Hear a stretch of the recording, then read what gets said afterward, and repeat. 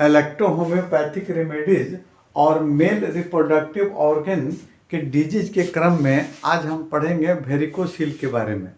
Varicocele क्या है और ये कहाँ का रोग होता है इसके बारे में हम देखते हैं। तो हम जानते हैं कि हमारे शरीर में यानी पुरुष में मानव प्रजनन तंत्र का प्रमुख अंग क्या होता है, टेस्टिस होता है, जिसमें स्पर्म का निर्माण होता है और उसको कवर करने वाली एक आपको थैली होती है जिसको हम स्क्रोटम के नाम से जानते हैं। और इसका हम दो यहाँ फिगर बनाए हैं। इसी स्क्रोटम और टेस्टिस के नसों में जब सूजन हो जाता है तो उसको हम आपको वेरिकोसील के नाम से जानते हैं। यह बीमारी आपको 15 से 25 वर्ष की अवस्था में लोगों को होती है।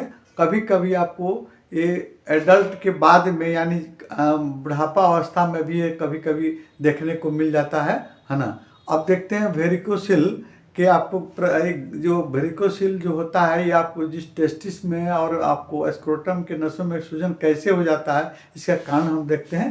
तो जिसमें देखिए यहाँ हम बनाए हैं, आपको यहाँ टेस्टिस का फिगर बनाए हैं। ये हेल्दी टेस्टिस है और ये आपको कवर जो बनाए हैं डॉट डॉट करके ये आपका है, आपका मतलब स्क्रोटम है ना। इसी के अंदर में दो टेस्टिस होता है ह्यूमन बीइंग में और ये टेस्टिस आपको इसके ऊपर जो स्पर्म नलिका होती है ये स्पर्म नलिका के द्वारा ही आपको मतलब स्क्रोटम में फिक्स रहता है, एक जगह पर स्थिर रहता है।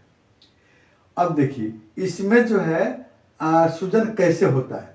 जैसे जितने प्रजनन ग्रंथियां हैं उसमें जो है आपको आर्टरी और वेन का और नर्व का मतलब आपको तंत्र का एक जाल बिछा हुआ रहता है। आर्टरी और वेन के माध्यम से आपको आर्टरी के माध्यम से शुद्ध रक्त आपको हार्ट से और टेस्टिकल और टेस्टिस और आपको मतलब स्क्रोटम में आपको सप्लाई किया जाता है शुद्ध रक्त, जिससे भोजन मिलता है यहाँ के सेल टिश्यू को। और वो रक्त जो है सेल टिश्यू को भोजन देकर फिर वेन के माध्यम से बाहर निकलता है। तो देखिए यहाँ छोटे आपको टेस्टिकुलर आर्टरी का फिगर बनाया है, टेस्टिकुलर आर्टरी आगे है और फिर इसके बाद में टेस्टिकुलर आर्टरी हम यहाँ भी बनाए हैं और आपको ये वेन है ना, पतली पतली नलिकाएं हैं जो वेन के रूप में हम दिखाए हैं और मोटी नलिका जो है ये आर्टरी के रूप में दिखाए जिससे शुद्ध रक्त आता है।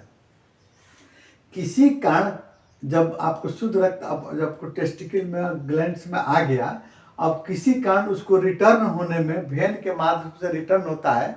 तो रिटर्न होने के क्रम में कभी कभी वेन की जो है वाल्व, वेन जो एक नलिका है जिसमें आपको गंदा रक्त प्रवाहित होता है उसमें अंदर में आपको छोटी छोटी आपको वाल्व लगे रहते हैं जो आपको ब्लड को ऊपर भेजने में मदद करते हैं। तो कभी कभी वो वाल्व जो है आपको वेन का वाल्व जो है वो खराब हो जाता है। खराब होने के कारण उसमें की जितनी गंदा रक्त है वहीं के सेल टिश्यू में आपको जम जाते हैं और वो आप वेरिकोसील के रूप में बदल जाता है।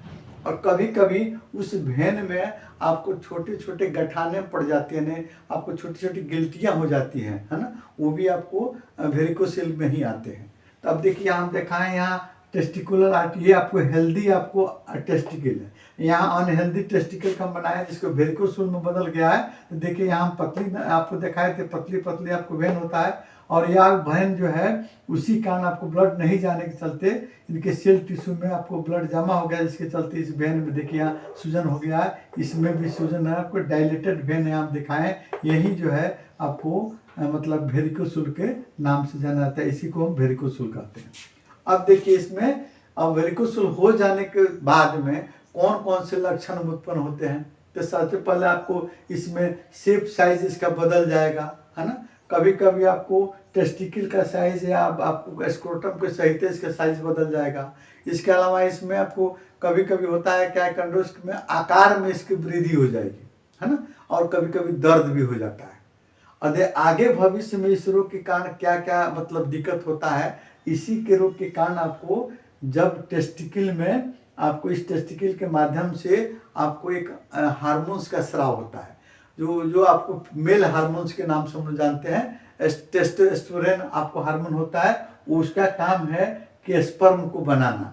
अगर देखिए जब इसमें आपको यह अस्वस्थ हो जाएगा तो स्पर्म नहीं बन पाएगा, इसका आकार छोटा हो जाएगा, सिकुड़ जाएगा, तो स्पर्म नहीं बनेगा तो ये बाझपन के रूप में बदल जाएगा। स्पर्म बन बनेगा तो फिर फर्टिलाइजेशन क्रिया नहीं होगी, बाझपन के रूप में बदल जाएगा, है ना। और दूसरा नंबर इसमें टेस्टिस में ये जो है आपको जो आपको वेन जो है यहाँ बगल में आपको स्पर्म को ले जाने वाली नलिका है, इसके चलते भी दबाव पड़ने के चलते भी आपको स्पर्म वहाँ से आपको कहाँ यूरिनरी ब्लैडर के पास में आपको यूरेथ्रा के माध्यम यूरेथ्रा के पास में नहीं जा पाता है, जिसके चलते भी आपको क्या होता है, आपको बाझपन का केस उत्पन्न हो जाता है। इसके अलावा देखते हैं इसमें जो मेल हार्मोन स्राव होता है, अगर ये आपको जो इसमें स्पर्म बनाने के काम में आता है, ये हार्मोन्स नहीं स्राव होता है, किसी कारण कम हो गया तो सेक्सुअल डिबिलिटी होती है, सेक्स में कमी हो जाती है।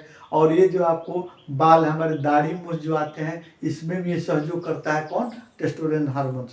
तो अगर वो नहीं निकलता है तो दाढ़ी मूछें नहीं आ सकती है, डेवलप नहीं कर सकती हैं, सेक्सुअल आपको कमजोरी हो सकती है, साथ साथ में इसमें आपको चिड़चिड़ापन तनाव से ग्रस्त हो सकता है कोई व्यक्ति।